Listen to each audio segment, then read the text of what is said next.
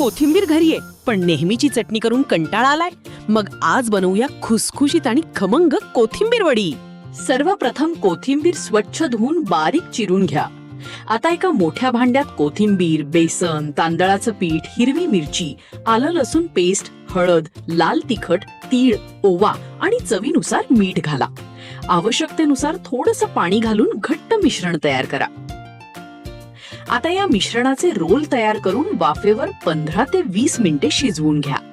पूर्णपणे थंड झाल्यावर त्याच्या वड्या कापा. कढईत थोडंसं तेल गरम करून दोन्ही बाजूंनी सोनेरी आणि कुरकुरीत होईपर्यंत छान भाजून घ्या.